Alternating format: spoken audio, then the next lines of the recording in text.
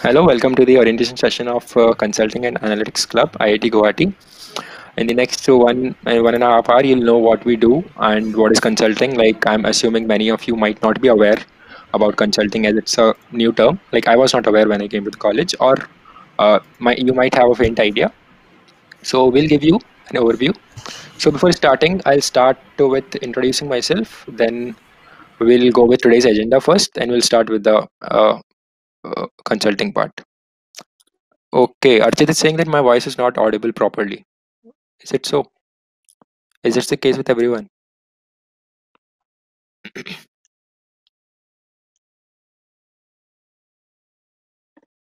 Hello?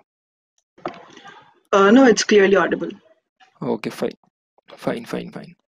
Okay, so first of all, congratulations everyone. Like you have cracked one of the toughest entrance examination in the country. And okay, unfortunately you are at home, but we hope that we'll soon meet in the campus. So guys, my name is Gaurav Agrawal and I am a third year student in the Department of Chemical Engineering. I'm currently the Secretary of Consulting and Analytics Club, IIT Guwahati.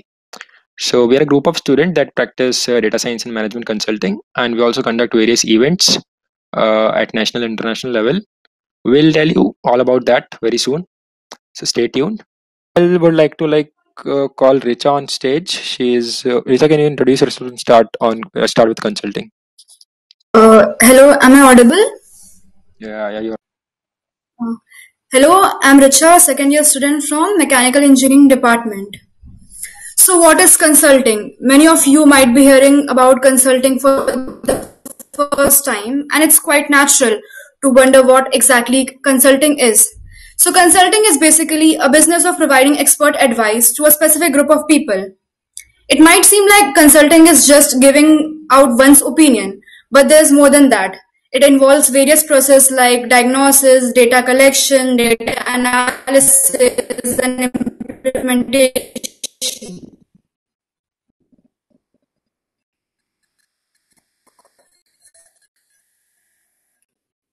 Next.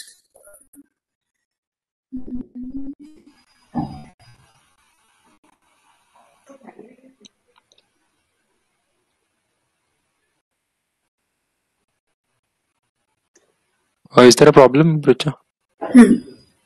So why do we need consulting? It's quite puzzling that why can't companies few being competent to work on those problems? Next is specialized skills. Suppose you have an issue and you turn out to your friends and family to get their opinions. Company often face those problems as well. So they hire Hello, consultant. Richa. What? Your voice is actually breaking, so can you please turn off your camera so we might expect better bandwidth? Okay.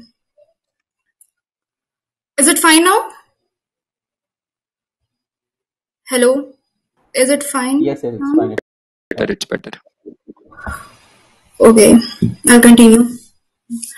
So why do we need consulting? So at first glance, it can be puzzling why companies wouldn't just solve their problem on their own. But there are many reasons companies really need consultants.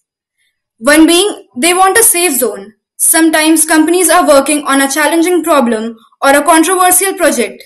It can be hard for them to make decisions or to take necessary action without getting wrapped up in emotions and politics. So they bring in consultants to provide an experienced yet unbiased eye. Next is extra horsepower. Sometimes the problems companies need solving are really important, but they don't necessarily have a manpower to focus on them. In instances like these, consultants basically serve as temporary highly skilled employees. And the last is, the companies want specialized skills. Another yet perhaps the most common reason that companies hire consultants is to gain access to specialized skill set that might not exist in-house. By engaging a consulting firm, you get access to a group of professionals that has skills ranging from design process to finance organization structures. Next we have case solving process. It all starts with the client proposal. Suppose you are a client of XYZ firm and your company isn't able to gain expected profits and you don't even know that where the company is lagging behind. Then you hire a consultant. The consultant first listens to the problem that client is facing. Then further, he collects data relevant to the problem and then brainstorms the problem and concludes onto something. Further, reviewing is done before pitching the final solution to the client. Next, Gaurav. Skills you'll gain as a consultant. Consulting is a very dynamic job which requires a variety of skills. First being, consultants are logical thinkers who approach any problem in a rational, structured manner. This skill helps just them in not in only in their job but also in everyday life. Next is, they can give insights from a given piece of data. They are very great at analyzing problems, studying data, and finally giving valuable feedback. One of the most important skills that make consultants stand out is their excellent presentation and communication skills. They are great managers and excellent team players. Finally, consulting provides you with a chance to work on a variety of projects in different industries. And so consultants are up-to-date people informed with a broad exposure and transferable skills. So that was it about consulting. Next, Tanvi. Yeah, like thank you, Richa. I would like to, yeah. So, guys, Rika gave you a fair idea about what is consulting, and basically, it's about solving problems, as she told, solving problems for your clients, for your companies. Like there is some big firm, suppose, and suppose you are owner of a big firm and you are based in, say, Dubai, and you don't have any idea about Indian market and what are these, what kind of documentation you need to enter the market, like government policies and stuff. So basically, you need someone from India who has expertise in this field, so that he can strategize your entry into the market. So this was one case. This was one scenario where consultants are useful, and this is professionally called market entry. Anyway, so as she also told you about communication and presentation skills, this is something I personally feel really important because even if you are not thinking about making a career in consulting, you should always you should at least once try some kind of case that involves making presentations, or it involves pitching yourself in front of speakers, because it really helps you to improve your communication skills, and you're presenting yourself. That is really important and will be useful at any point of your career. So yeah, being said that, we'll move forward to an interactive activity where our team has prepared a case for you guys, so you'll help us to solve that case. So I highly recommend you guys to participate in that. So Tanvi, can you please, Tanvi and the team can please take over. Yeah, can you give me permission to present? Yeah. Sure.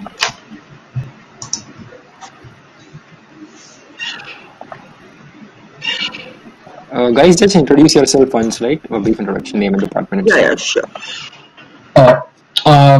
In order to let everybody participate in this activity, I highly recommend that you go to www.menti.com and use this code displayed on the screen so that you can join in the activity. So while you all are doing that, we'll introduce ourselves. So I am Utkarsh, a student of chemical engineering, second year in IIT Guwahati, and I currently live in Vadodara, Gujarat. So Tanvi, can you go forward? Yeah, hello everyone. I am Tanvi Shahani and I am a second year student at CST and I am from Jaipur. Utkarsh, yeah, bro, can you please turn off your camera because people are saying it's lagging. Is it better now? Hopefully. Please let us know, audience. It's better. Okay, guys, you can continue. So please, guys, log on to menti.com and use code that I have put on chat and also visible on the screen, 2268547. This way you'll be able to respond to the questions and we'll be able to move forward with the case problem. Please.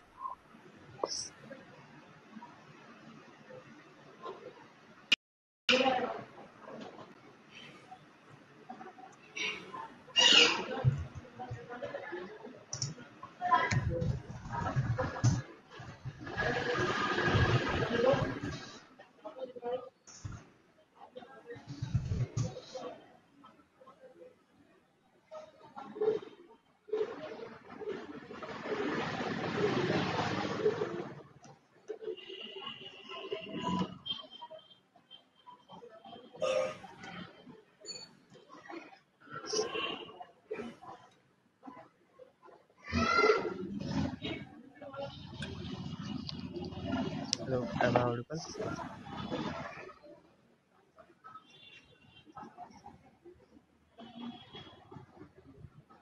Hello, Hello. Parth. Can you please speak a bit louder? Uh, Actually, Hello. Ishant speaking. Okay, Ishant. Ishant, can you please speak a bit louder? Fine now? Yeah, it's better. My name is Shant and I am a second grad from Cameroon and I am currently living in Harapur.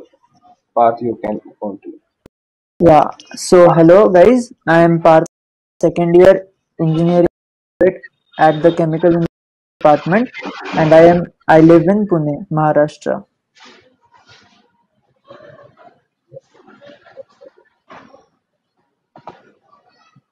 Is there anyone facing problems with entering Menti? And then you also please can you make them familiar with Menti? Like just tell them what's the process and how will question will be asked. Many people are asking in the chat.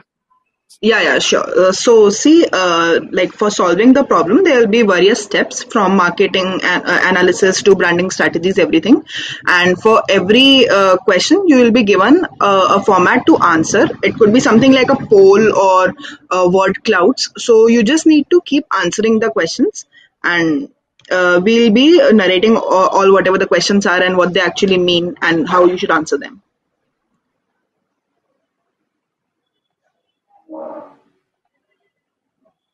Just keep this tab open on menti.com and this code. It's actually preferable if we do it from your phone, so that you can simultaneously look at what we're presenting and the questions themselves.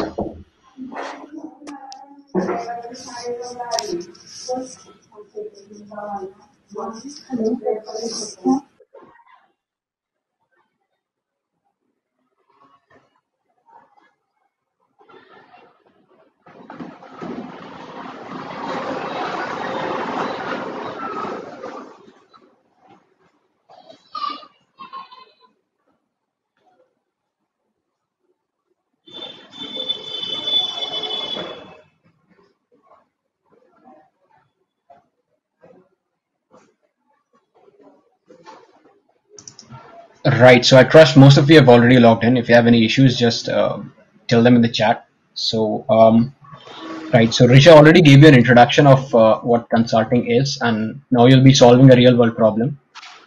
So, as you might already be aware, the hospitality sector has taken a huge hit due to the pandemic situation, and particularly the hotels and restaurants of India have been affected a lot since they're not getting as many tourists and people who will be staying in the hotels. So, and this has been directly correlated with a lot of similar downtrends and slumps in the travel and transportation sectors. But the startups have the freedom to play fast and loose with the conventional guidelines and adopt unconventional marketing strategies in order to get their in order to get the user base back. So we'll be looking at Oyo. So suppose you're a marketing consultant appointed by Oyo to analyze the current trends for marketing channels and come up with viable and creative strategies in order to restore the existing user base of Oyo to an extent. So, since they would not be allotting a lot of budget to this project, you'll have to think of strategies which are cost efficient and also very creative in order to stay ahead of the competition. So, Tanvi, can you go to the next slide? Next slide, please.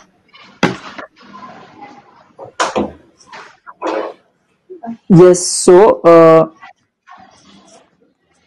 we start by asking preliminary questions.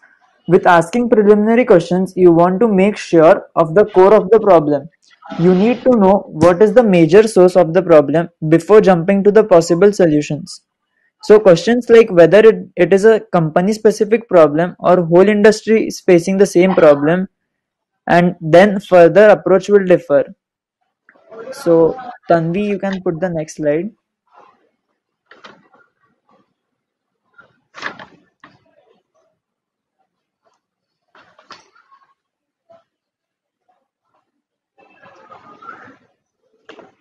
You guys will just get 30 seconds to answer, so be as quick as you can. Guys, you need to tell like what do you think the problem is specific to Oyo or it is like in the whole hospitality industry? Put in your responses very fast.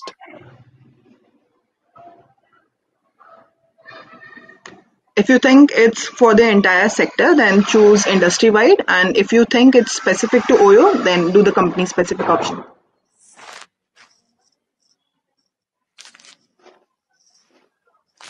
Yeah, so it is quite evident that the whole hospitality industry is suffering the same problem. So I request Tanvi to move on the next slide. Yeah, moving on to competitor analysis. First, we need to know what are key competitors. Key competitors are the one who take our customer even if they are directly or indirectly related to our services or product. For example, when you all are filling JOSA choices, the key competitor of IIT Guwahati would be IIT Bombay, IIT Delhi, Kharagpur, etc. Now you get an idea of that. So let us know what are key competitors of Oyo. Tanvi, you can.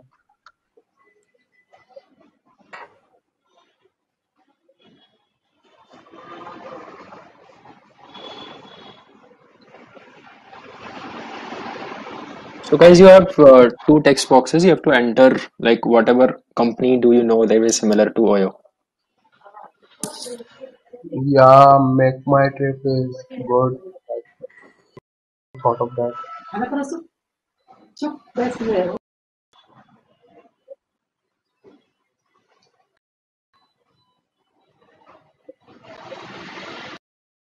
Yeah, yeah, yeah.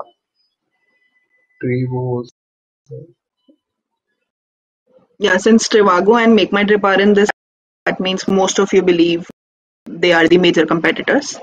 So guys, this is called word cloud and this is widely used in data analysis. Basically, this kind of visualization is suppose I ask you for words like in this example only we ask you what kind of competitors do you think are there to Oyo. So many of you responded to make my trip. Therefore, it is bigger in the font size. That means the density like the it's more frequent. Yeah, yeah, yeah, guys, continue. Sure. Right. So since you've already answered what the possible competitors of Oyo are, now we'll have to move on to whatever strategies or unique selling points, we call them USPs, uh, are setting Oyo apart from the competitors. So while there may be many reasons for Oyo's model to succeed in the market, but we have picked out four reasons. The first of which is affordability, in which anyone, literally anyone from a college student to a business person, can afford their budget hotels.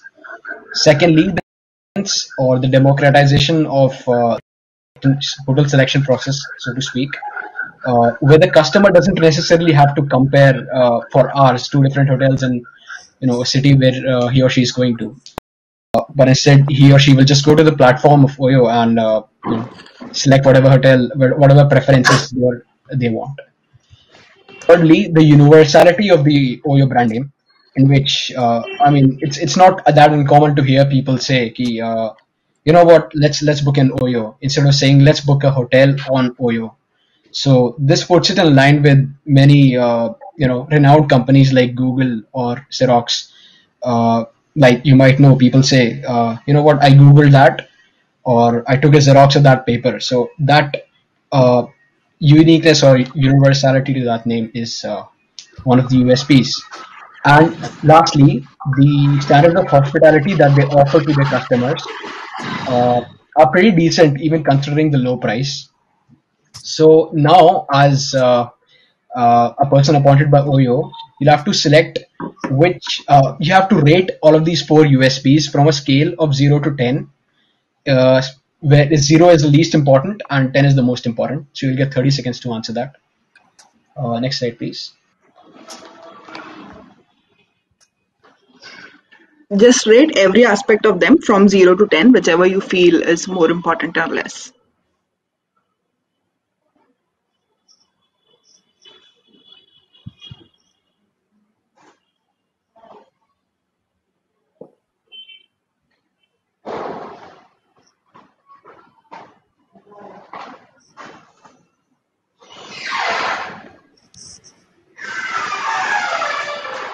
all of these four USPs are, it appears to be, they appear to be cutting it really close, but it appears that the budget pricing is being touted as the most important USP.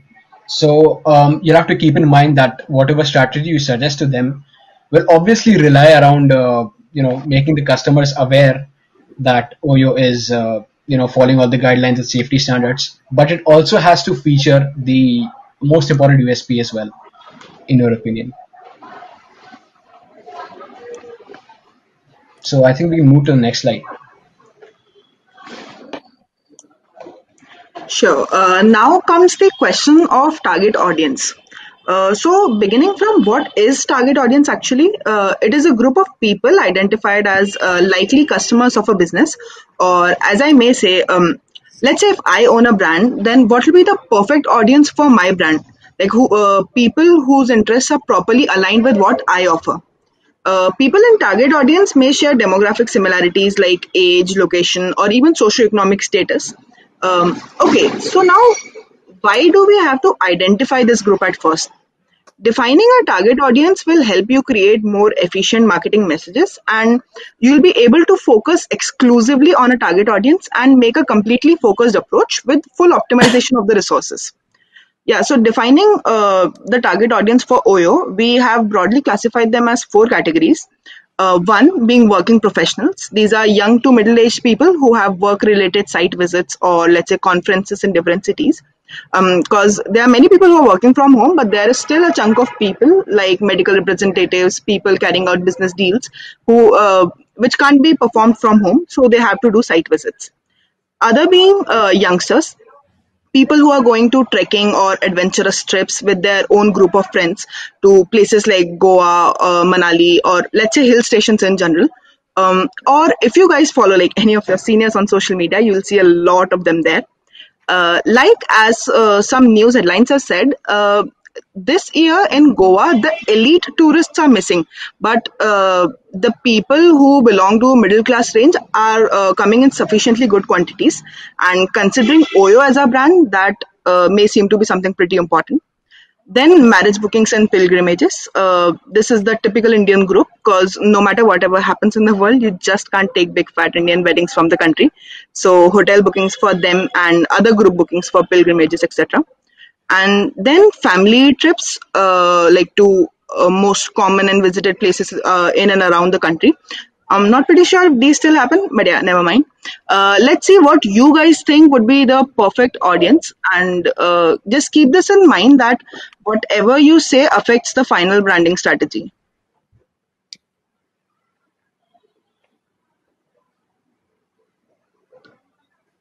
You'll again get 30 seconds for this.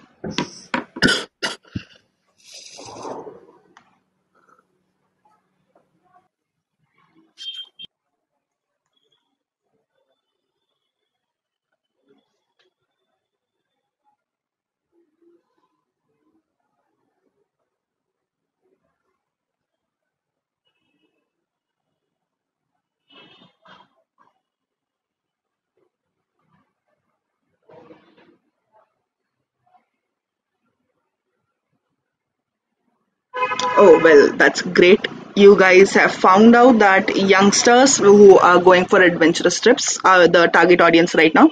And that's pretty great because that is the actual target audience. Okay, cool. So now to summarize what we have done by now, we have identified that the problem is not specific to Oyo. It's an industry-wide problem. We have identified the key competitors of the brand, which were Make My Trip, Yatra, Fab Hotels, Go Ibibo, etc. We have found out that out of all the selling points, the most unique would be budget pricing. So we need to focus on that group while branding. And we have found out the perfect target audience to be the youngsters. Now we need to make the final strategy, which would be a strategic blend of all these three methods, which seem to fit our brand. Remember, whatever the poll results come would affect the distribution of resources like money and effort directly. And now my friends would explain a bit more on each of them.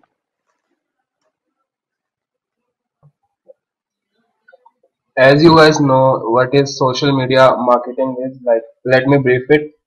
Social media marketing is a marketing in which we use social media platforms to connect to our audience or build our brand or increase our sales, etc. The major social media platforms are Facebook, Insta, YT, etc. You must have seen courses, ads, and etc. on YouTube. That's the example of social media marketing. Yeah, you can continue, Anthony.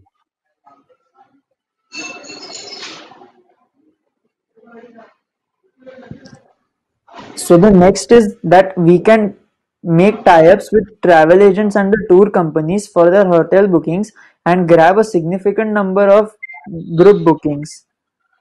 So yes, you can. This is the tie-ups and the partnerships we can do in order to get bookings. Now, as if you have been paying attention, you'll probably remember that I said that startups are adopting very unconventional means of marketing. So, one of these avenues is guerrilla marketing, in which they really adopt unconventional and not very unique practices in order to brand their companies. So, I mean, one of the examples we came up with is because Oyo's logo looks like two eyes and a nose.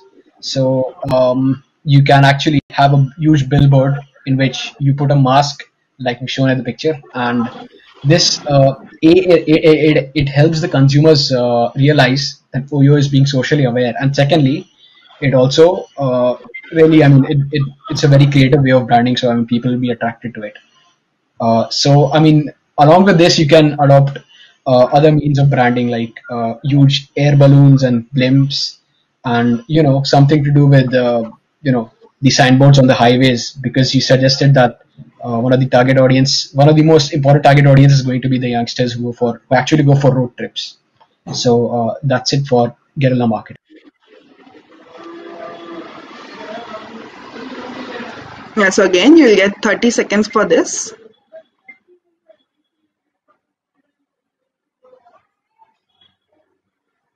Just vote for whichever you feel would be the best for Oyo.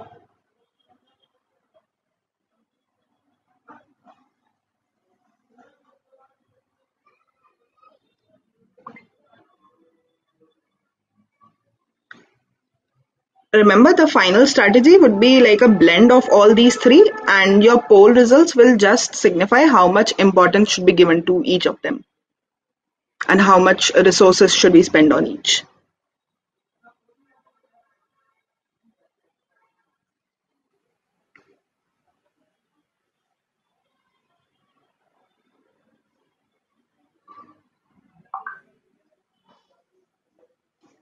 Yeah, cool. So that's really perfect of you guys. Like, you guys have seen, social media branding should be the most preferred thing, and yeah, makes sense because since our main target audience is youngsters, so social media branding would be a perfect fit for them.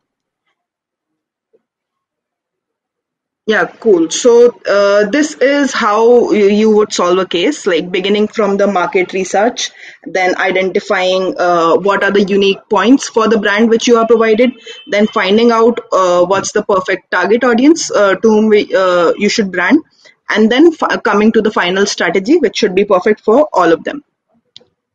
Yeah, that's all for the case. Thank you. Also, one thing to talk about here is the fact that, I mean, there's no one perfect solution to every problem.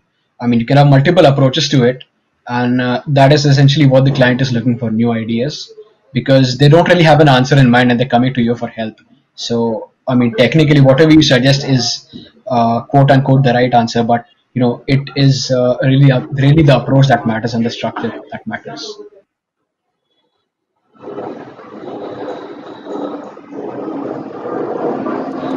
Thank you, guys. Can you? Yeah, thanks. Uh,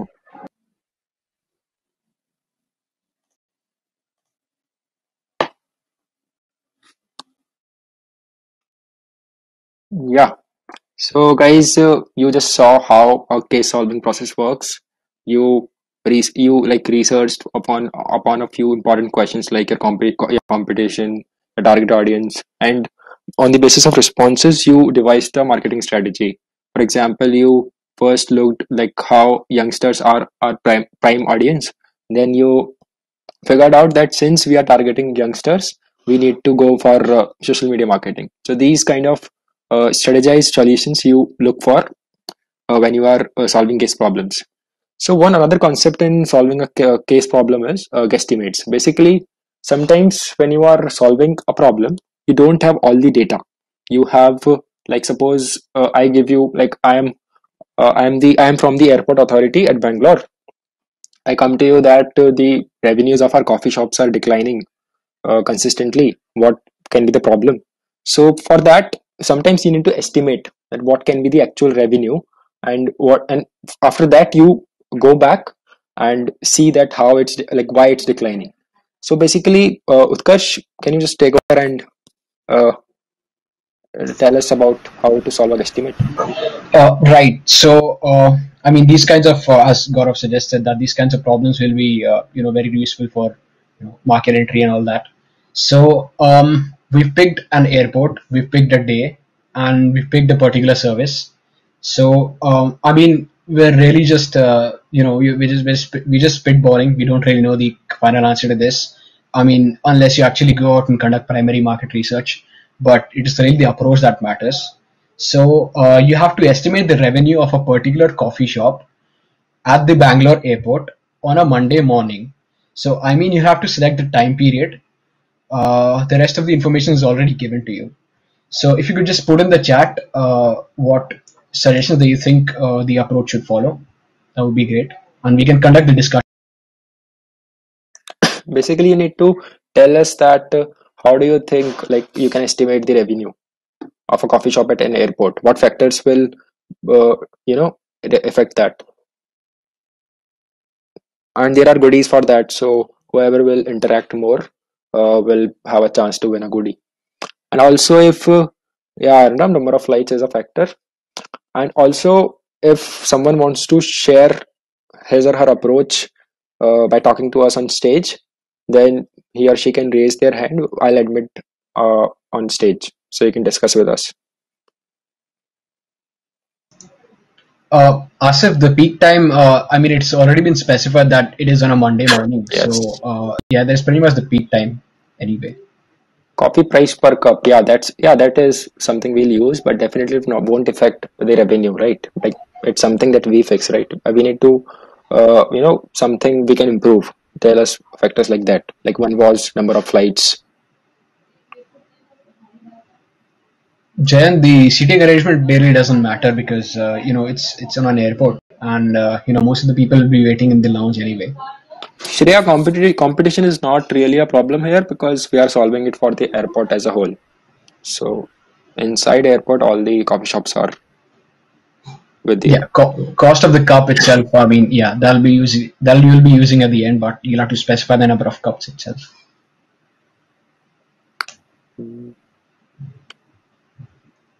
more or less people have told this single factor.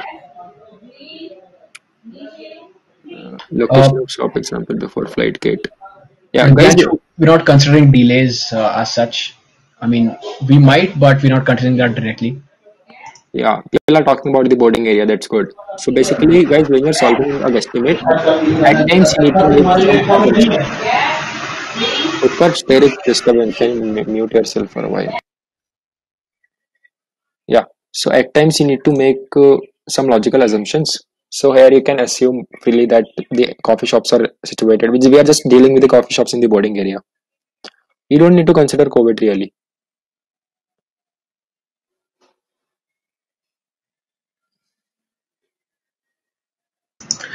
Chiranjit, while that is a really interesting approach from the point of view of branding, but that doesn't really decide how many cups you'll be selling.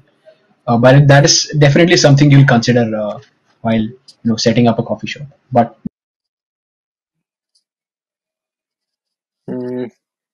Okay. So I guess we can move on to the solution. What do you say, Utkarsh?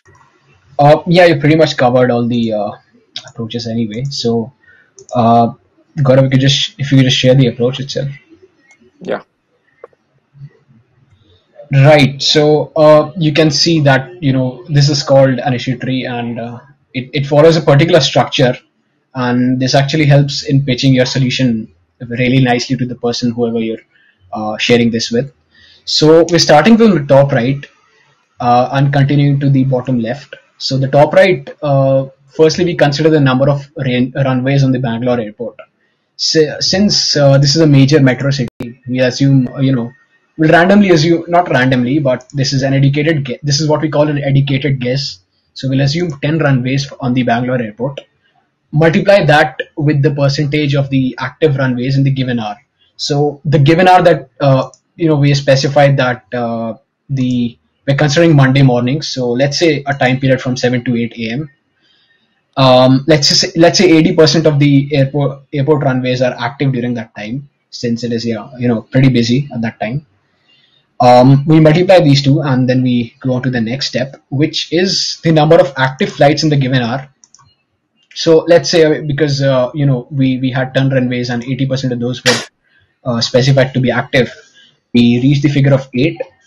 And just as an average educated guess, we can say that each aircraft has a capacity of 120 seats in the configuration of 20 by 6.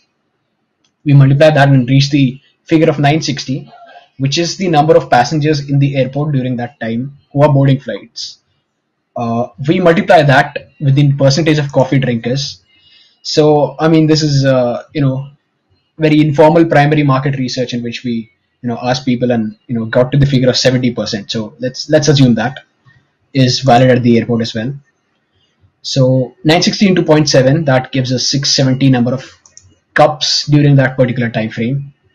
And as someone already suggested that we consider the pricing of the cups. So let's assume that is 100 rupees, pretty cheap, but just as a guess, we'll say 100. So the average revenue by considering all these assumptions that we have made until now, we get to the figure of 67,000 rupees, which is the revenue by all the coffee shops and all the coffee drinkers. So, I mean, since the problem required us to find out what the revenue of a particular coffee shop is, we divide that by the actual number of coffee shops. Now, this is fairly, ideal that we'll assume that every coffee shop has the same amount of revenue, but just for the sake of argument, we'll say that since they're all situated at the boarding area, we'll say that all these have the same revenue, and if we're assuming 8 coffee shops, that is a fair assumption. So we divide 67,000 by 8, and we reach the final figure of 8,375 rupees per coffee shop. So at the end of this guesstimate, there is something called a sanity check, where actually tells you whether or not your approach and your final answer was consistent with real world predictions. So for a single hour, even if it is a very busy and airport on a busy morning, 8,375 seems a bit unrealistic, but that would be due to certain assumptions that we have made, such as it will actually take time for the cashiers of the coffee shops to process your bills, so you'll have to take that into account as well. So I mean, we can really agree on a final figure of around 3,000 INR. That is acceptable. Gaurav, do you have anything? Yeah. Thank you, Utkarsh. So basically, guys, this was a problem like the client told us that the revenues are declining and we need to solve it. And we then estimated, independent of all the factors, that what can be the revenue. It came out to be 8,000. And then we saw that the real revenue was really less. So we thought, what can be the problem?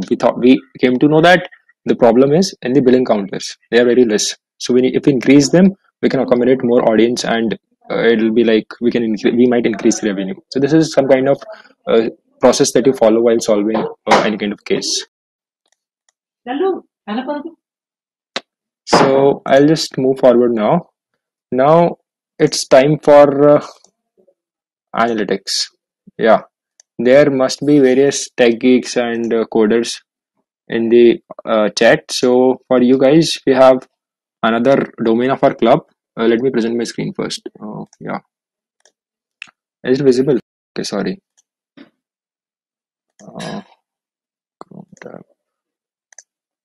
Yeah, it should be visible now. Is it? Okay, thank you. So we'll be talking about analytics. So I would like to call Vajjala, who is our analytics head. Vajjala, first you can introduce yourself and then you can proceed with introduction to data science. Sure, sure. Thank you, Gaurav. Okay, hello guys. My name is Vikramaditya, and I'm from the mechanical department, and I'm the analytics head of the consulting and analytics head IIT Guwahati. Okay, so what is analytics exactly? Analytics is nothing but you have a particular piece of data, and then you try to create some inference out of it. Basically, you try to make sense of the data which you have. Now, why is analytics a very big deal in this current situation or on these current times? It is because if you look at the amount of data inflow or the data circulated in the world, it's extremely high. The amount of profiles in Facebook are more than the amount of people in the world, and like the Netflix, the all the OTT platforms, and like everything is online. So the amount of data is immensely huge. It is so huge that even storing that data is a business now. So when you have something such huge like that, we try to use it and we try to make sense of it, and hence that making sense is called analytics. Now, if you move on to the next slide, Gaurav. Yeah. So in this 2020 and the future, why is data called the new oil? I've told you previously that the amount of data generated is extremely huge, like it's immeasurable. And if you see the in Netflix, about like 6 lakhs hours of videos are watched every minute. Like you can look at the magnitude; it's every minute. And then the recommendation system of Netflix is top notch. Like you just watch a series and then you get a lot of recommendations, and everything is based on machine learning. And the amount of videos in YouTube, there is also the amount of tweets on Twitter which are extremely high. So basically my endpoint which I'm trying to tell you is the amount of data is immeasurable, and we need to be skilled enough to use that data to generate inferences out of it. And how do we do that? We do that using machine learning and other techniques, and all these come under analytics. Now, what is data science? If you go into the next slide, Gaurav, data science is like a very big umbrella of a lot of things. So it includes coding, it also includes statistics, it also includes the business terms, the management terms. It is a very huge umbrella under which a lot of things come up. So you can see here, like programming skills and mathematics, their intersection is machine learning. Machine learning, I think many of you must have heard, like it's the new buzzword. Machine learning and predictions and artificial intelligence and deep learning, etc. Now, when you add a juice of business into it, it becomes analytics. That is, you provide insights to the companies that this year your profits were this much, and then your competitors profits were this much, and then you try to provide insights. Even previously when you saw consulting, the analysts provide inferences to the consultants, and the consultants will try to decide what to do basing on the inferences provided by the analysts, so they complement each other. And like I have an interesting example here where I can show you like how machine learning helps us in it has a various applications, like and I'll show you one thing. Gaurav, I would like to share my Yeah, go ahead. okay.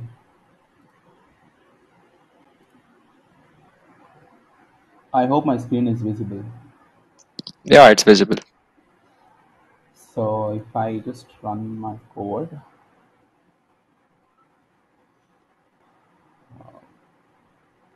yeah, so I hope you can see my page. This Yeah, is yeah, we running. can see you, Vajjala. This is running in real time. This is not recorded. So when I wear my mask, you can see that the camera can detect if I'm wearing a mask or not. And like this is not like conventional coding where I have coded that if it will see if it will see a mask, then it will tell me. What this algorithm is doing is it has seen a lot of images previously, and it basing on those images, it will try to decide whether the person is wearing a mask or not. So in conventional coding, Gaurav, you can again share back your slides. So in conventional coding, what happens is you know the logic. That is, you know that what should be done. That is, suppose you solve any problem in Gradier, suppose you see that this is the particular logic, and then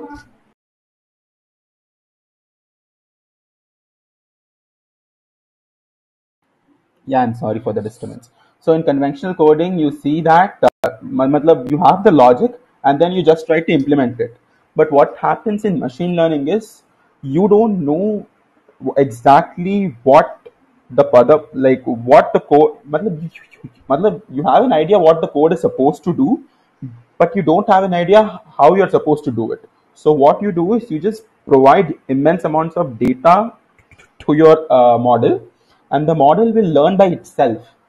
That is the differentiating point between conventional coding and machine learning, or deep learning in that matter.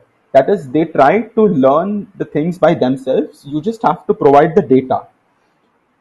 Now you can see that is such a big amount of leap, because most of the thinking which goes into the algorithm is skipped right now. The machine is doing the thinking for you. You just have to provide immense amounts of data. So that is machine learning. And next, I think Gaurav, you can continue. Yeah, thanks a lot, Vajala. So guys, you as you just like as Vajala showed you how a very basic DL model works, basically a mask detector. So he told you like how we obtain we do a kind of process that teaches machine to detect mask. So now on, if there is any kind of mask, not that particular design or that color, any mask, it will detect because we have taught that machine that how does a mask look.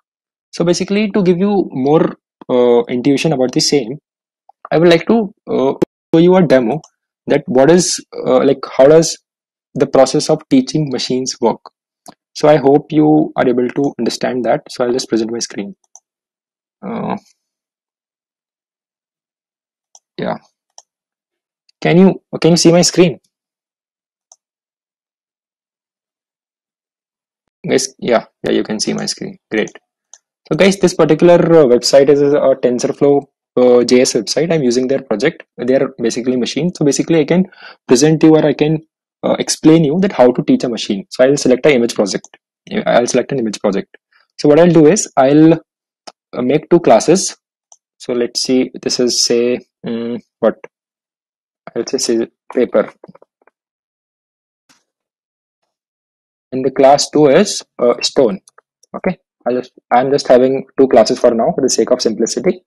So what I'll do is I'll give them data. I'll teach the machine first. So I'll just turn on my webcam and I'll make a symbol of paper, like in the stone paper scissor game, and I'll record the images. So basically, as you can see here, I've given 8 image samples till now. So I have kind of taught machine that how does a paper look. So I'll just add a few more. Great. Now I'll do the same for the stone class. I'll turn on my webcam and I'll make a stone here and I'll just record. So I can do here also. Yeah, that's enough. Now I'll train this model.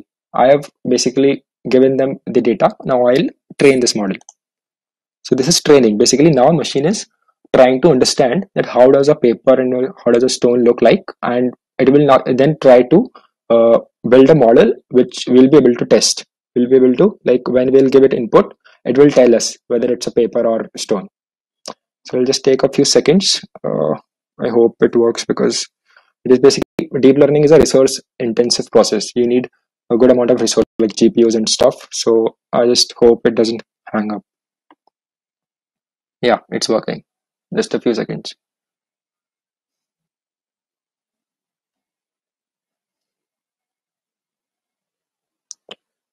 Yeah, so now our model is ready to use. Now what I'll do is this camera is on. I'll just show it the paper. wait, yeah. See, and you can see here the paper shows 82%. The majority bar is paper. The machine is telling us that it thinks that I am showing them a paper. Likewise, when I'll do stone, see the stone thing went up. So this is how a machine, a process of training and testing works, or as popularly known as machine learning works. Yeah, it will work with another hand as well. Yeah, so great. So Rishon, are you here? Yeah, you are here. Great.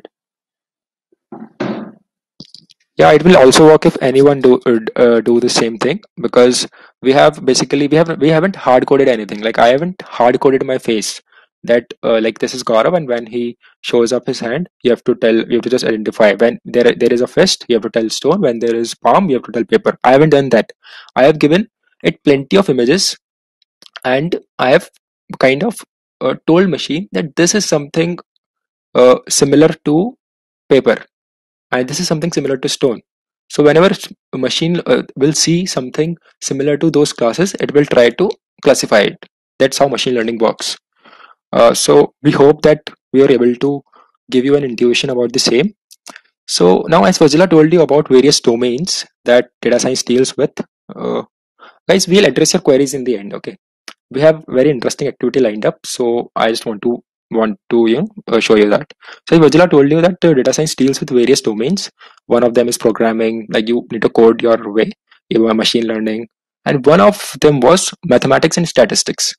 So that is really important. You might have learned basics of probability and statics in your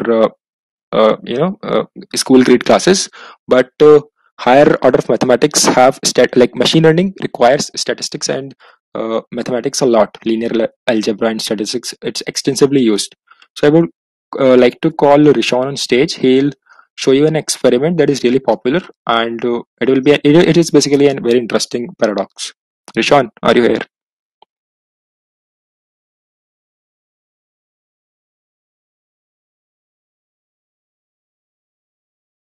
You're not audible.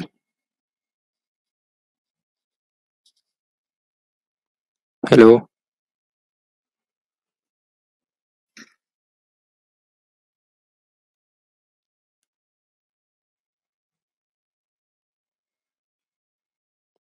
Hello.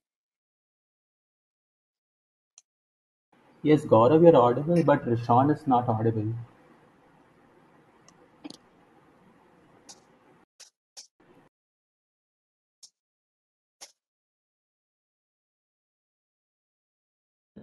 Oh wait, let me check with him.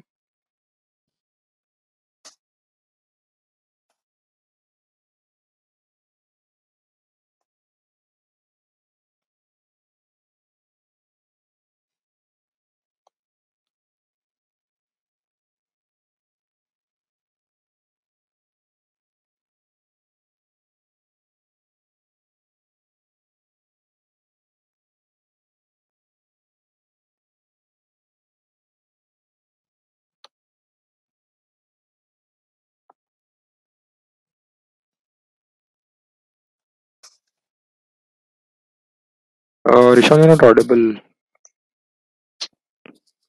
Wait.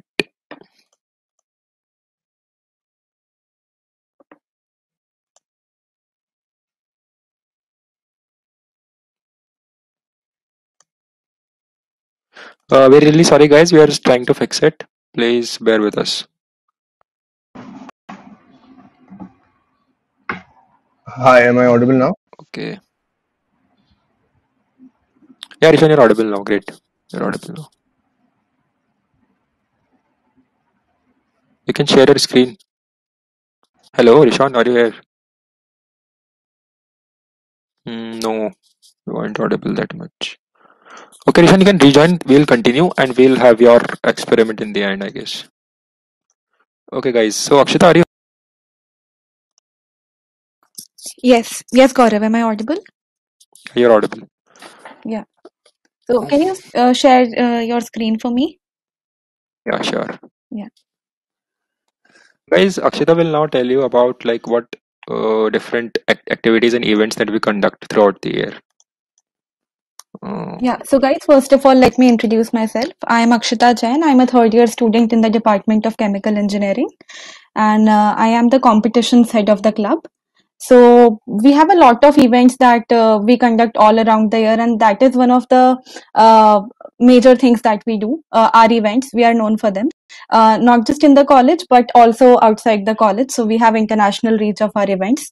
So as you can see on the screen, one of our event is Summer Analytics. So Summer Analytics is basically a data science bootcamp kind of a thing, in which we have a course of about 2 months, and it's open for all, so people can come and learn over there. We compile basically a very good course content from different sources and provide assignments and give projects, conduct hackathon in that.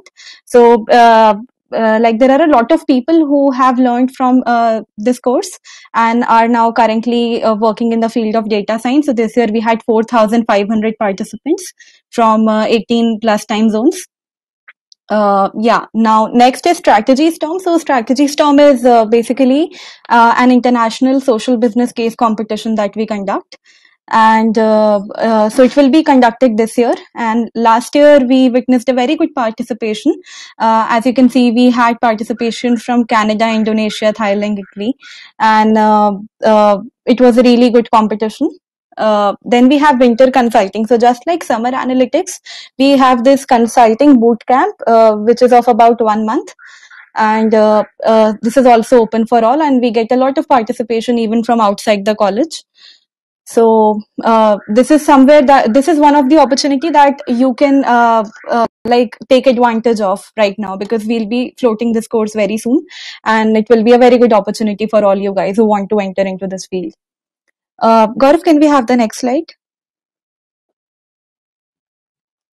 Yeah, so talking about Crack the Case, this is basically a workshop to prepare people for interviews, for consulting interviews, and we had it few months back.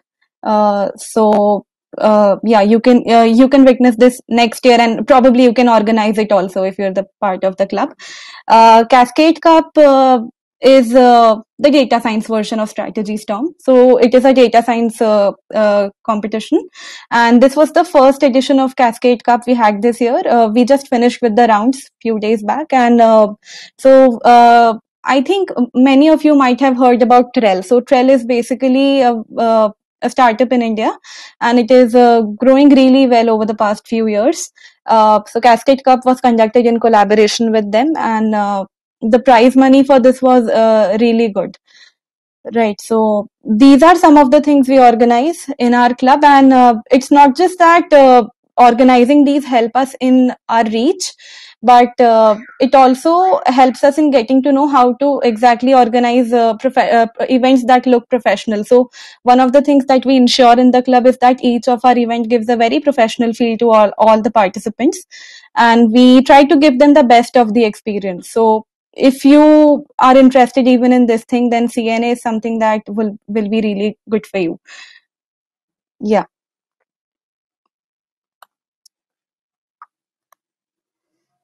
Rishon is available right now. Hello, Roshan, are you here? Roshan, can you unmute yourself and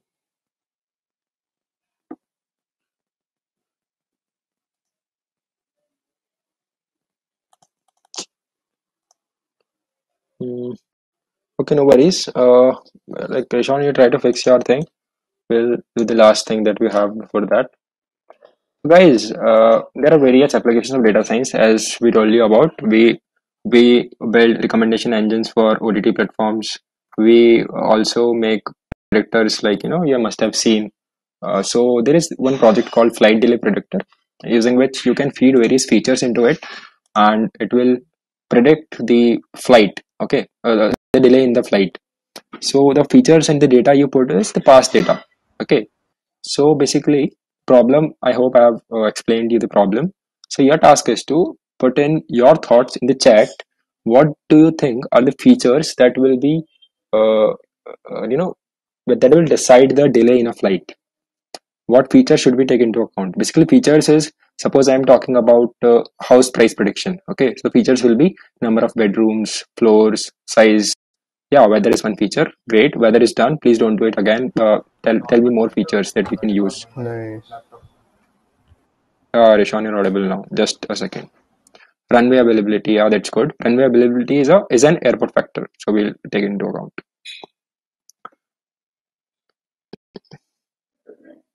Airport busy. Yeah, that's an airport factor again. Wind speed. Okay, that's correct.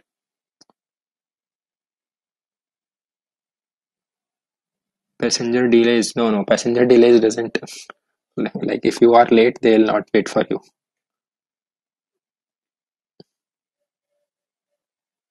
Hijack is very optimistic, but no. Yeah, take off time. Yeah, that's one thing. Basically, what we do to build projects like this is we collect past data, like lots of data, around maybe 5,000, 10,000 data points, and we train the machine again. As I told you, I just gave you an example of a photo, visual project. There are any kind. There can be any project, an audio project, text data, NLP, that is known as natural language processing. And so we also build models like that. We train models using those features in past data set, and then we try to predict the future. That's one thing. Okay, Rishan, can you turn on your mic and speak something? Hello, Rishan.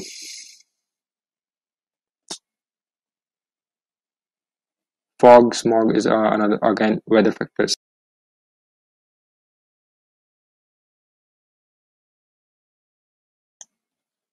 Hello.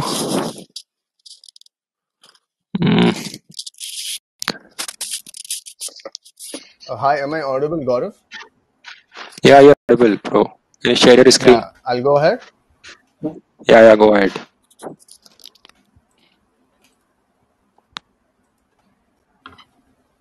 Yeah, sorry for the delay, guys. Hi, I'm Rishan. I'm a second year right from Mathematics and Computing Department. And today I'm going to introduce you to another part of our club, which generally deals a lot with probability and statistics. As you may have guessed with the name analytics, it's very related to understanding stats and probability well. And we as a club do a lot of courses and do a lot of projects based in stats and probability. So while today's introduction is a very simple one, but this will give you a small demo of how. Oh, 1 second.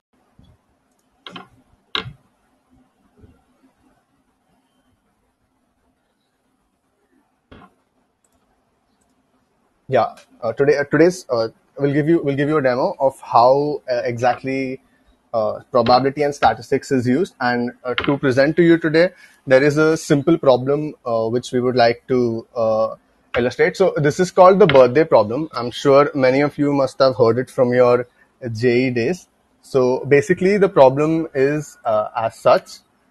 Imagine you are with a group of people, and you have to decide the size of the group. So how big do you think your group should be so that there is a more than 50% chance that at least two people in the group have the same birthday? So I encourage you all to first try to intuitively think of what this means and how large do you think a group size should be for a birthday match to happen. And then maybe you can take a pen and paper and start trying to solve this by yourself. This requires nothing more than your basic JE math, which you've already learned. So you can start checking this out and post your answers in the chat, and I'll have an eye on them and we'll discuss them. So I can see a lot of people have already written 23. So I think a lot of people are already aware of what this problem is and what is the actual number. So that's good. So basically, for the ones who are a little confused, like I can see some larger numbers in the chat. For the ones who are confused, I'll give you a simple explanation for this, and then I will show you a couple of analytics, a little bit of analytics that we have done based on this problem and using some real world examples after scraping some data. So basically how you go about is you basically find the probability of two people sharing the birthday is equal to 1 minus the probability that no one shares this same birthday. So this is basically the probability that no one shares the same birthday. So for example, when you choose your first person, your probability is 1. For the second person, the probability that he does not have the same birthday as the first person is 1 minus 1 upon 365, which tells us the probability that he does not share the birthday with the first person. And then you can go on and on up till n. So then once you compute this quantity, you can keep multiplying these fractions and multiply it as many times as you need to get a number which is close to 50%. So here, to get 49.27, you need at least 23 people. So 23 people is how many you would require, such that the probability of people sharing a birthday is more than 50%. So this is basically the curve of number of people versus the probability of a pair. So as you can see, at around 23, we get a 50% probability that people share the same birthday in the group. And this number increases quickly. So at around, say, 55 people, you will have a 99% probability that there is a birthday match in the group. So like whenever you're in your batch, like if you want to check this in your batch, you can just check out in your own branch. Like if there are more than 60 people, there's almost like a sure chance that there is one pair of students sharing a birthday. So this is a pretty cool trick. The major reason why some people find this number 23 quite unintuitive is because they are not able to understand the concept of number of pairs, and how pairs increase exponentially. So for example, if you have 5 students, you would have 10 pairs. And when you increase it, like when you have 23 people, your number of pairs jumps to 253. And this is something we are not very in tune with, understanding intuitively. And that is why a lot of people make a mistake while guessing the answer to this problem, and are quite stunned when they figure out that you need only 23 people in a group to get up to have a higher chance of having a birthday match than not having one. And also it has a lot to do with psychology, where when we generally count the pairs, we look with respect to ourselves and not with respect to everyone else. So for 23 people, if I'm looking with respect to me, I have like only 23 other pairs with me. So this is why people often mess up understanding the number of pairs. So now what we basically did was, I think we sent you all a form a couple of days ago to fill, and we got some data from that. So basically we tried to simulate this and figure out whether it works or not. And so we got, I think, 290 people to fill this form, and we randomly shuffled all of y'all, and divided y'all into groups of 23. So, I mean, if y'all can see the screen clearly, do try to find your name somewhere on the screen. So after we selected 23 people, we divided y'all into groups of 23. We counted the number of groups that actually had a birthday match in them. So we took about 12 groups of 23 people, and we found that 6 out of those 12 groups had a birthday match in them, which is strong evidence that this probability works out. And this is basically, in a sense, what a lot of stuff we do in the club is. We pick up an interesting problem, and we can use analysis and data scraping to practically solve this problem and get some cool intuitions about it. So like how we did here, I'll display the next list. These are the first 5 teams. There is one birthday match in the last group here, in the 5th group. Then this is the second one. I mean, go ahead and look for your name in this somewhere. And hopefully if your name is highlighted in red, means you have a birthday match, and you can possibly link up with the person you have matched with and, I don't know, celebrate your birthday together online, I guess. Yeah, so this is the next 5 students, and these are the last 2 groups. So we used the data which y'all gave us, and we divided y'all into groups. And I mean, it's quite funny. The last group has like so many matches in them, but in the end, the probability works out in such a way that exactly half of these groups had a birthday match and half did not. So this was one cool way which we could test this piece of math out practically. Now, I wasn't convinced with only this. I wanted to try this on somewhere else. So I thought, why not use this kind of analysis in football, because I watch a lot of football. So as you all know, probably La Liga is going on right now. And I basically looked at, so what I did was I looked at the past 10 matches, like starting from 24th December when I did this. I looked at the past 10 matches, and as you'll know, okay, let me start from here. On a football field at a given moment, there will be 2 teams with 11 players each, giving you around 22 players on the field. plus one main referee, which makes it a total of 23 people currently on a football field at a given moment. So I looked at the last 23 matches and found out how many last 10 matches and figured out how many of those 10 matches actually had a birthday pair. Like while they are playing football, how many of them actually have the same birthday on the field. And I thought this was really funny to do. So I did it. I looked at the last 10 matches, and I got out of those 10, as we already showed, like there is a close to 50% probability. So out of them, we found that in 5 of them matches there was a birthday match. So these were basically the matches.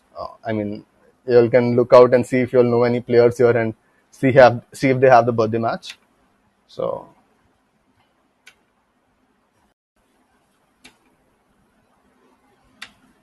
yeah, so this is in a sense what you can do when you understand statistics well. You can take an interesting piece of math which you've read somewhere, which has a pretty straightforward and simple solution, and work on that, and you can use them to generate practical insights from your real life. Like, I enjoy watching football, so I analyzed the past 10 matches and I found out how many of those matches had a birthday match, considering there are 20 people on the field. And you could do the same. And that is basically your problem now. So I'm opening this problem up to you all, and the winner of this will get a goodie from the club. So your basic problem is, I want you to use this problem, this piece of statistic, and generate some interesting practical evidence of it. Like, for example, one example I'm giving you all, which I hope you all don't use, is cricket. Like, you can do the same thing in cricket. You have around 2 teams, approximately 23 people playing a match, and you can analyze, say, the last 10 matches or 20 matches and figure out how many of your, how many of the players playing the match actually share a birthday. And you can find out that the probability is like close to 50. So this is an open problem for y'all. If any one of y'all are interested and find some out of the box new idea with which y'all can figure it out, we'll give y'all a prize. Do write the solution. Y'all can post it on LinkedIn if y'all have one. It's a great idea to post something on LinkedIn. It really boosts your profile, and you can tag consulting and analytics, or you can do it somewhere on Facebook if you want to post your interesting visualization on Facebook. And if that's not the case, you can directly mail it to us, and the winner of this competition, like the best out of the box practical evidence for this problem, shall get a prize. Yeah. And as a bonus, I found, as we are the analytics club, we do a lot of work in data. We do a lot of work in AI and artificial intelligence, and I found this extremely interesting model. So I'll share my screen again.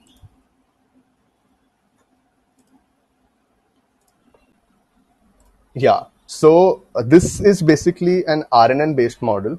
You all probably don't know what RNN means, but this is like another facet of in which artificial intelligence can be used.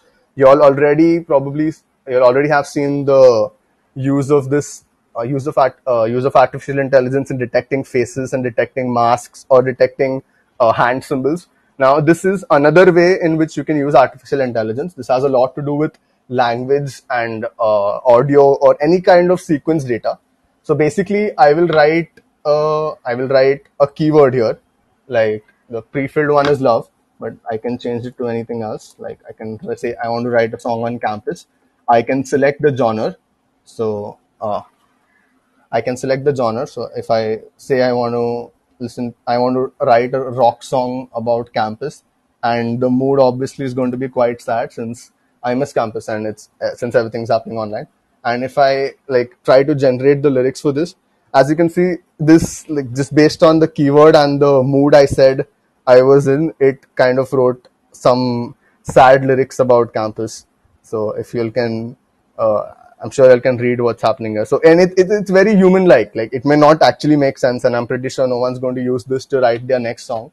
But it's so cool that based on a number of parameters, I can generate a wording and a song based on that. So we can try a few more. We can say we've been sad right now. We can try something on a party. I can change the genre to say pop and make this very happy. And if I click generate lyrics again, it again generates very, very, very like human like and realistic lyrics. Like, I mean, I'm sure y'all can read it right now. It almost sounds like it decides by itself that it needs one verse, a pre-chorus, a chorus, and you can see it has repeated the lines a couple of times in the. Hi, did someone unmute themselves? Yeah, Rishan. Yeah, sorry. Yeah, so you can do that for this. I mean, I can write my own name too. Like if I write Rashawn and I want to write a say country song about me, it will say neutral. And again, it's really cool how they figure out the context that Rashawn is probably okay. It thinks I'm a girl, but that's not the point. It can figure out that it's a pronoun, and it can use it in its correct context and generate a song based on the mood and lyrics of it. And yeah, so I mean, if you all have any suggestions for like some keyword or genre you all want to prefer, I can like have a look at the chat and see if you all want to talk about something. Like I'm giving you like uh, about 10 seconds and decide if you all want to see lyrics on something interesting. You all can post it in the chat.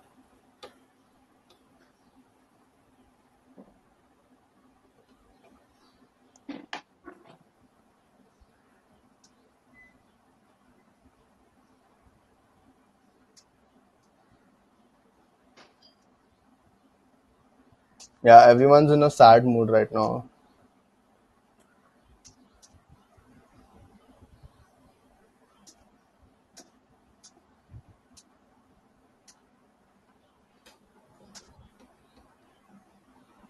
Okay, somebody wants to write a pop song about friends. We can try that. I guess the mood should be happy. And if you generate the lyrics, like just based on the word, it can figure out the context and prepare a song on that. And I think that's pretty cool. So, yeah, one last demonstration which I can show you all. Say I'm going to continue with friends. I generate a rap song with a neutral mood, and there is one model which takes these parameters and generates the lyrics, and there is also another model which I will show you, in which if I post the lyrics, it will actually sing the song for me. So here I just need to paste the lyrics, and I can select whether I want a male to sing it, a female to sing it, or I want an a cappella band to sing it. And I can also choose whether I want a video or not. Video will take some time to generate, but it's really interesting, and I think you all can check this out later sometimes. So yeah, as Gaurav was showing, it takes a little time for these models to run. So like right now, I've put the lyrics. It will learn and it will generate a song hopefully.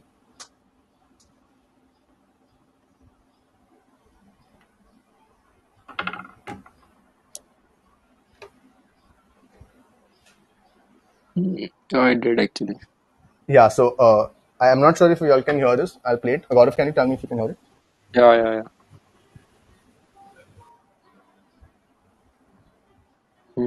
I don't think we can hear it. Achha.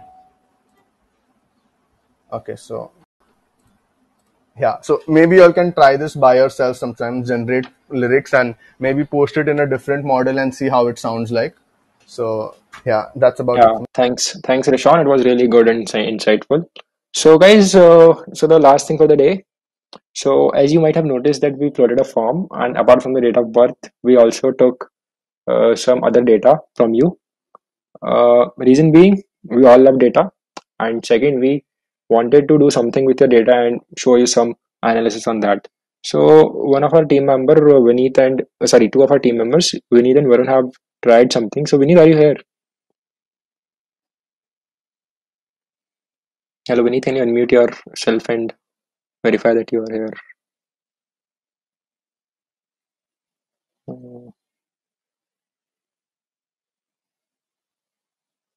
Hello.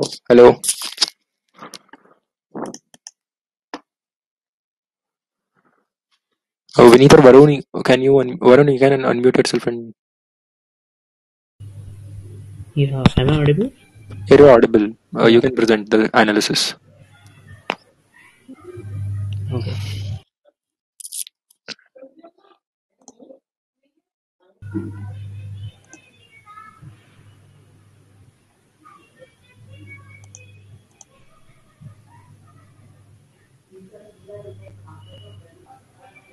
Visible?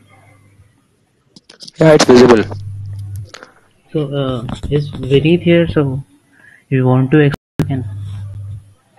Oh, No, when it is not here. Should I or will you? no, I'm explaining. Okay, okay, fine. So, we were given the data. So, we floated the form as Gaurav told you. So, we wanted to present you an analysis. So, total students that filled the form was 288. I think you can see it, right? So, you can see that males have filled more form than females, so the data is slightly skewed. That is, data is present there. Yeah. So this is the plot of student versus department. I think it might be interesting to see. So you can see the labels here that CSE branch is maximum in males. So we wanted to present the data in a way that you can easily change your filters. You can easily change what category you want to view into. So this is male. So you can see the females are dominant MNC and CSE is pretty low. So in this way we presented this. Then we also asked about online SEM percentage, that how is your online SEM experience. So this is very interesting. So you can see, if you see male CSE, everyone is on 45 people are almost same. So maybe they are part of the group. So you can select multiple here. So you can see you can find a lot of data. We had the data, so we wanted to analyze it. So in this way we can find the analysis of the data. So the average of the the rating is 4.94, which is pretty low. So we can understand the online SIM experience. Then another thing, like your voice is slightly low. Can you please speak a bit louder? Yeah, is it all right now? Yeah, it's better. Okay. So another thing that we asked about was CPI expectations, which is the average 8.59, is pretty good, I should say. But yeah, so the department wise you can see it changing. One second. Yeah, you can see the department wise is changing. It's interesting to see various departments actually. So CSE has maximum is around 8.75. Then we see some other branch distribution is very different. We'll take some other branch. It highly depends on the students, how do they perceive the branch and how they expect the CPI. So you can see this. So we also wanted to see where do the students come from. Where do students come from? So we can see. So this is the map of India. You can see states, male, and you can see the distribution. The main thing is to see the data and present it in a way that normal people can understand. So I think it's pretty clear how we can select the branch-wise departments, how people are come. Can you select all the department once and mail? Yeah. In this only. Yeah, all the departments and mail. Yeah, so as you can see, the most of the males are from Maharashtra. Yeah, and can you just do the same with female? Like just female. Yeah, so we can see the most of the girls are from UP, I guess. Yeah, UP. Yeah. So yeah, that's a good stat to have. Can you move forward? Yeah, so we also plotted a workload of cities. Basically, workload is you have the cities, the count for which the city is better. The size is directly proportional to its count. So you can see the main cities you can see is Mumbai, Jaipur, which are big cities. So obviously you can expect. Guys, as we shown you this before also, this is called a word cloud, and the size of the word represents how frequently it has appear in the data. So most of the people are from big cities like Bombay, Indore, and Jaipur. Yeah. So yeah, this is again something. So this is another interesting one. Favorite TV show? Can you please scroll down, Varun? Yeah. So guys, this is really interesting actually. So Varun, just select both of the male and female ones. So guys, when you select both the genders, you'll see that Sherlock is like overall it is topping the list. Fine, that's great. And if you just select the male, just select male once. Again, Sherlock Holmes is first, fine, but the second one is Mirzapur. And when you do the female thing, you'll see second one is French. So, did you notice that like boys are more inclined towards show like Mirzapur and girls are watching French more? So this is not like indicating something, but this is just an interesting stat to have, right? So yeah, you can scroll down. Varun. So another thing is was most popular place in campus. So this was pretty common. Serpentine Lake and then Goa. We also have a lot of some people have also kept nothing. Library is solo. There were a lot of interesting things also. Yeah.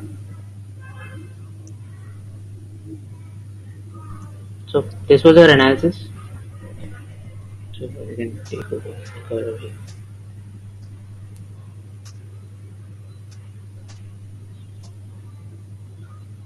Thanks, Varun. That was really insightful, guys. So, guys, thanks a lot for tuning in. We tried our best to make you familiar with what. Yeah, recording will be available, Shibam. No worries. We tried our best to make you familiar with basics of what our club does. So, I hope you learned something new. So, before saying you goodbye, I would like to uh, tell you, like, I would like to introduce you with my team. So, yeah, wait a second. Uh,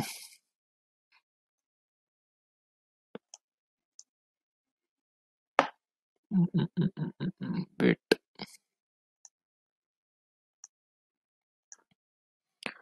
Yeah, guys. So, guys, we are like as I told before, we are a group of students that conduct various activities like workshops, competitions, and we also do internal club meetings regularly. Online SEM, yeah, I would say that the frequency is a bit low, but in offline SEM, we meet very frequently every week, and we discuss cool topics, and we discuss some projects. We have fun. We discuss normal whatever happened, what is happening in the industry. We discuss the latest news in business. So that's what. So I would like to introduce you with my team. I like to introduce to you my team, that is the third yearites. So yeah, you guys, is anyone present here from the heads? They can introduce themselves as well. They can unmute and speak. Anyway, guys, we have two domains, consulting and analytics. Consulting domain is headed by Utkarsh Gupta. He is from CST department, third year. He's not present here though, but yeah. And the analytics department is headed by Vijala. He is from mechanical department, and he also presented you some about analytics today. So you know him, I am hopefully. Okay, so the analytics team further, they have two heads. Samarth, he is from electronics department, and he is the competitive ML head. And Ishwar, he is from civil department, and he is the research head. Basically, when you practice machine learning, you can either go into like doing lots of competitions and improving your expertise there. You can win prizes and stuff, and you can go as well in the research part where you you research on some kind of a topic under the guidance of some prof. This basic convention. So that's the thing. So Ishwar is heading the research thing. In the consulting team, we have Ritvik and Ritvik. Ritvik is from engineering physics department. He's the project head, consulting. And Ritvik Patel is from mechanical department, and he is the strategy head. You can find them all on Facebook, Messenger, Insta as well. So you can ping them anytime and ask them your doubts if you want to. And Akshita, she also presented our events today. She is the competitions head. She is responsible for preparing various students for competitions and also conducting various events of the club. So, guys, you can ping us anytime if you want to ask some kind of doubt, or you have any doubt, or you want to take some guidance regarding in general regarding the semester. If you're facing any problem, you can talk to us anytime, no problem. And yeah, that's pretty much. We'll be soon having our flagship course, Winter Consulting. It is a consulting course followed by a strategist storm, So I recommend that every one of you should, uh, register for Winter Consulting. It's a free course, and you learn the management consulting in a 4-week course or about that time. So I hope you liked it. I would really appreciate if you can drop your feedback in the chat section. And if you have any doubts, you can ask us. Or yeah, I guess the meeting is over now. Thanks a lot for tuning in, guys. It was really great. Please drop in your feedback. If Really you have any appreciate it. question, you can ask in the chat. Yeah, you can ask anything. You can drop your feedback. You can ask in general about the semester. Anything you can.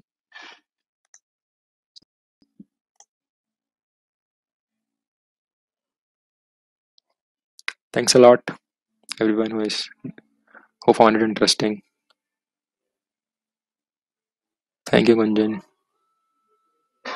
Yeah, so someone is asking how to join the club. We'll be having a recruitment drive soon. It is like a two-phase process. First, you have to attempt a quiz. Like it is like no prerequisites are there. You have to just be logical. That's it. And then we have an interview. Like this was something that was adopted till last year. We might change the scheme, but we'll have some kind of evaluation to take in. So yeah, stay tuned. Follow us on our social media handles so you can stay updated. Uh, yeah. If you have any other questions, you can ask us. Share your link.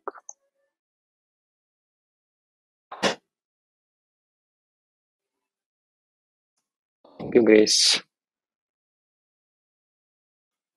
Thanks, Akshat. Thanks a lot, everyone. I guess the orientation is now over, and catch you guys soon. We hope that we meet very soon in the campus. Okay, Akshat is asking what are the requirements for evaluation. As I said, there are no prerequisites needed. You can just come with logic, and yeah, that's just logical. Where did you collect all this data on freshers? Okay, we floated a form. Falgun, you might have missed it, but we tried our best to brand it. We also posted on freshers forum. We mailed you guys, and we also tried to have it on your WhatsApp groups. So Falguni, I highly recommend that you check your inbox regularly because all the important updates arrive there. Your Outlook inbox, to be more specific.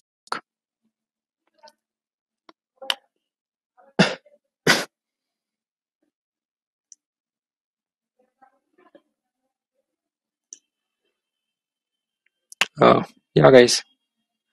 If you have any questions, you can stay and talk to us, or else you can leave. Thanks a lot. Guys, there are no. I guess there are no more questions, so I'll end the session. Thanks a lot. Thank you for tuning in. Hope to see you soon. Yes, thank you guys. Bye bye.